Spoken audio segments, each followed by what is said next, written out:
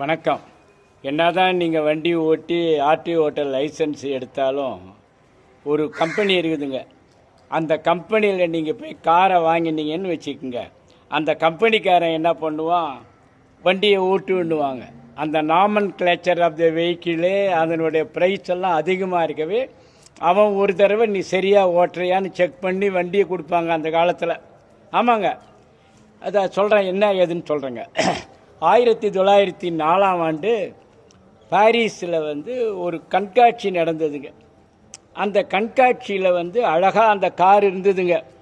அந்த காரை times of இந்தியானுடைய ஆசிரியர் அந்த காரில் பயணித்தார். பயணித்த உடனே வந்த உடனே எல்லாரும் கேட்குறாங்க, எப்படி இருந்தது என்னன்னாரு. ஆஹா, இன்ஜினில் ஓசை இல்லை, பிரயாணம் செய்த உணர்வே இல்லை.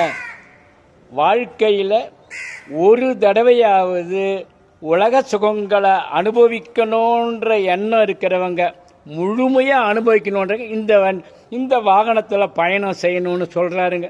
எதை மாதிரி வண்டி தெரியுங்களா? அது சொல்கிறேன் கேளுங்க.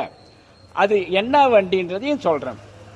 ஒரு முறை என்ன பண்ணாருங்க, ஒரு கம்பெனி ஓனர் வண்டியில் ட்ராவல் பண்ணியிருந்தார் அவருடைய வேறு காரில். அந்த காரு டபான்னு சத்தம் கேட்கவே அந்த காரை அங்கேயே விட்டுட்டு கொளுத்திட்டு கம்பெனிக்கு போயிட்டு புதுசாக ஒரு கார் நம்ம தயாரிக்கணும்னு சொல்லிட்டு மனசில் எண்ணம் புதுசாக ஒரு காரை தன் நண்பரோட சேர்ந்து தயாரித்தாருங்க. அந்த காருக்கு பேர் ரோல்ஸ் ராய்னு பேருங்க. இவர் ரோல்ஸு, அவர் ராய், ரெண்டு பேரும் சேர்ந்து அந்த காரை தயாரித்தாருங்க. போடுன்னு போட்டுதுங்க காரு, அவ்வளோ நல்லா போட்டுதுங்க.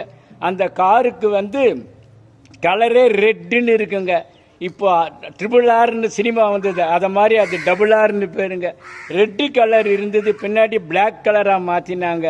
ஏன் மாற்றினாங்கன்னா அதில் ரோல்ஸ் இறந்துட்டான்னு சொல்லிட்டு. ஆமாங்க, அந்த அளவுக்கு அந்த கார் சிறப்பு வாய்ந்தது, செல்வாக்கு வாய்ந்தது.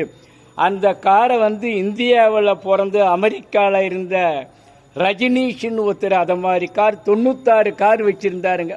உங்களை அடுத்த வீடியோவில் சந்திக்கிறேன். நன்றி, வணக்கம்.